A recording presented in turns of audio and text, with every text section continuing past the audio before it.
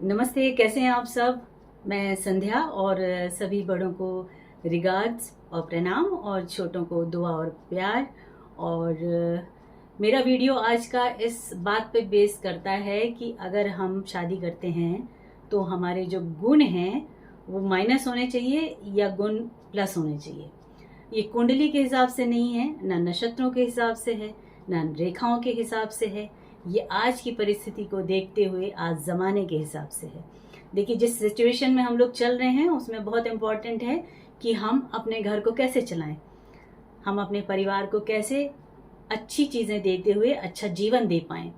हमारे घर में आज कुटुंब परिवार नहीं है, सब मिलके एक साथ नहीं रहते हैं कि एक का काम चल रहा है और एक का काम नहीं चल रहा है, तब भी घर चल रहा है। आज ये सिचुएशन है कि हर किसी को काम करना पड़ता है, पति पत्नी है तो दोनों ही काम कर रहे हैं, तो बच्चे अच्छी पढ़ाई कर पाते हैं, तो अच्छे से रह पाते हैं। बहुत कम 20% लोग ऐसे होंगे जहाँ पे ये खुशनसीबी है कि कई सारे लोग अगर हैं तो कुछ काम करें, कुछ ना भी करें तो सब चलता रहे। तो क्या होता है, किस सिचुएशन के हिसाब से हमें अपनी शादी करनी चाहिए, क्या सोच के करना चाहिए, किस तरीके से हमें अपनी पसंद को अपनी बनाना चाहिए, क्या है अरेंज मैरिज हो या आपकी लव मैरिज हो, दोनों ही चीज़ों में हम लड़की देखते हैं, लड़की पसंद करते हैं। अब आज की सिचुएशन को देख के हमें अपने घर वालों के से उम्मीद कर सकते हैं हम कि वो लड़के के लिए ऐसी लड़की देखें जो उसके गुणों को एड ऑन करे। 3 चीज़ें सबको ध्यान रखनी चाहिए। क्या होता है कि जिस फील्ड में लड़का काम कर रहा है उस फील्ड से जुड़ी हुई लड़की अगर होती है तो दोनों ही एक दूसरे के कामों को समझते हैं और कभी ऐसी सिचुएशन आ जाए तो एक दूसरे का काम भी कर लेते हैं और साथ में जुड़ के अपना इंडिविजुअल काम भी क्रिएट कर सकते हैं, खुद का बिजनेस भी क्रिएट कर सकते हैं। ये प्लस पॉइंट हो जाता है। दूसरी चीज, अगर आप लड़की लेकर आ रहे हैं तो लड़की हमेशा मतलब लड़के से अपर हैंड वाली ना लेकर आए। उससे क्या होगा कि हमेशा लड़ाइयाँ चलती रहेंगी आपके घरों में, क्योंकि लड़के की जितनी क्वालिफिकेशन है, लड़के की जितनी नॉलेज है, अगर उससे ज़्यादा नॉलेज है लड़की की तो ये ट्रिकी सिचुएशन हो जाती है कि कहीं कहीं दोनों बहुत अच्छे से समझदारी से काम करते हैं, एक दूसरे पर विश्वास करते हैं, एक दूसरे के साथ जीते हैं, समझते हुए दोनों को एक दूसरे के साथ अपग्रेड कर लेते हैं। लेकिन ये बहुत कम होता है, होता ज़्यादा ये है कि हमेशा लड़की का अपर हैंड होने की वजह से लड़की को थोड़ा सा जगह जगह पे रुकना पड़ता है और वो रुकना उसके लिए बहुत मेंटल टॉर्चर हो जाता है। वहाँ पे वो कह भी नहीं पाता है आप अपने क्या कहे किसी से।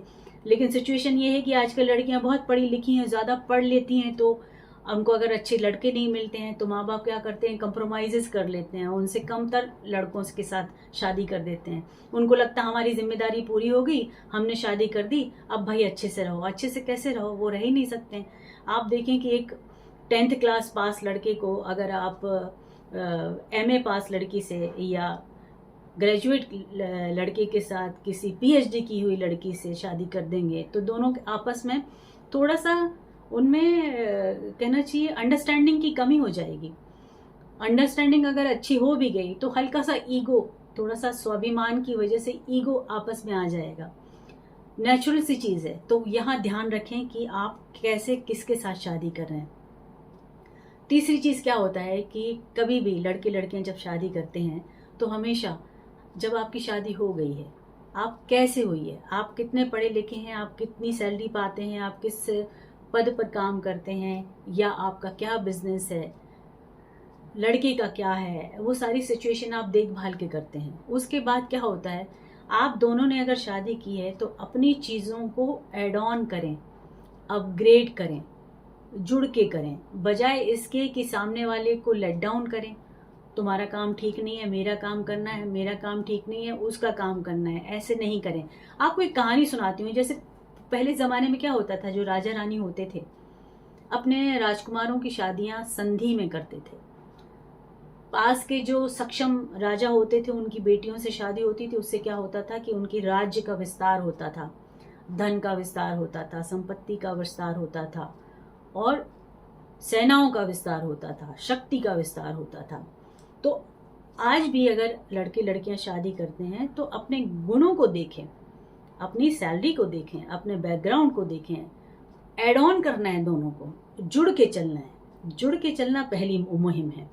अगर आप इंटेंशन आपका ये ना रहे, आपकी नीयत ये ना रहे कि आपको जुड़ के चलना है, एक दूसरे को साथ देते हुए अपनी चीज़ों को इन्हांस करना है, बढ़ाना है, अगर आपने ये नहीं सोचा और आप कंपटीशन में लग गए, लड़की को लगा कि लड़के की बातों को, लड़के के कामों को, लड़के की क्वालिटीज़ को कमी बताना है, कमतरी बताना है, आप ज़्यादा समझदार हैं, आपने ज़्यादा ये किया है, अगर आप ये करने लगेंगे तो आपकी जो कहना चाहिए जीवन है वो लड़ने में ही ख़त्म होने जा रहा है। और लाइफ कहाँ है, कितनी लाइफ है हमारे पास, लिमिटेड है। और जिस तरह की सिचुएशन चल रही है, यू नेवर नो कब का क्या हो जाए। तो पॉजिटिव चीज़ पहली तो सिंपल ये सोचें कि लाइफ मिली है, साथ जीने के लिए मिली है, जीवन साथी बन के मिली है, तो इसको अच्छे से निभाना है। तो जितनी पॉजिटिव चीज़ें हो सकती हैं वो मेंटेन करने की कोशिश करिए, और जितनी नेगेटिव चीज़ें हो सकती हैं उनको ताक पे रख दीजिए। अगर आपस के कुछ लोग आपको इंडिकेट करते भी हैं कि अरे तुम तो ज़्यादा पढ़ी लिखी हो, तो बोलिए बस ठीक है, मुझे पता है मुझे क्या करना है, मैं पढ़ी लिखी हूँ तो समझदार हूँ, मैं समझ सकती हूँ कि मुझे क्या करना है। तो उस वक्त क्या हो रहा है कि आज की सिचुएशन में जितने हमारी न्यूज़ चल रही है ना, वो इसी प्रॉब्लम की जड़ है। एक तो न्यूज़ जो नेगेटिव होती है वो सबसे ज़्यादा हाईलाइट होती है, उस पर ही टीआरपी आती है, तो सारी नेगेटिव चीज़ें हमारे आसपास घूम रही हैं। तो नेगेटिव चीज़ों को थोड़ा सा ध्यान देना बंद करिए, नेगेटिव रील्स देखना बंद करिए, बी पॉजिटिव। पॉजिटिव रहेंगे तो आप अपने घर में भी पॉजिटिव रहेंगे, पॉजिटिव चीज़ें देखेंगे तो पॉजिटिव बात करेंगे, पॉजिटिव बात करेंगे तो आपका व्यक्तित्व पॉजिटिव रहेगा, तो आप अपने परिवार, अपनी फैमिली के साथ भी पॉजिटिव रहेंगे, अपने पति पत्नी एक दूसरे के साथ पॉजिटिव रहेंगे, अपने बच्चों के साथ पॉजिटिव रहेंगे। तो इंटेंशन आपका अगर पॉजिटिव है तो चीज़ें पॉजिटिव होने लगेंगी। तो रिश्ते को इन्हांस करें, एक दूसरे के गुणों को इन्हांस करें और मिलके एक अच्छी दुनिया बसाएं अपनी, क्योंकि जीवन साथी की अपनी एक अलग दुनिया होती है जो वो बसाते हैं। तो पहले उस दुनिया का निर्माण आप दोनों को मिलकर करना है, तो इस नियत के साथ आगे बढ़ना है, तभी आप अच्छे से रह पाएंगे, वरना सब धाराशायी हो जाएगा, लड़ते सब खत्म हो जाएंगे। और एंड में क्या होता है कि हम फ्रस्ट्रेशन में पड़ जाते हैं, बाद में पछताते हैं, हमें ये नहीं करना चाहिए था, मैंने ये नहीं कहा, मैंने ये कहा था। तो वो जस्टिफिकेशन देते देते समय गवा देते हैं जिंदगी का। तो वहाँ तक जाने से पहले अभी सतर्क होना है, अभी कैसे रहना है, अभी सोचना है और अच्छे से जीना है। ठीक है, बात सही लगे तो अप्रिशिएट कीजिए, लाइक कीजिए, शेयर कीजिए, सब्सक्राइब कीजिए और जुड़े रहिए अच्छी बातों के लिए। अगर आपको लगे कि मुझे सुनना है तो वापस मेरे वीडियो को देखिए और मुझसे जुड़िए। ठीक है, एंड गॉड ब्लेस यू। खुश रहें। नमस्ते।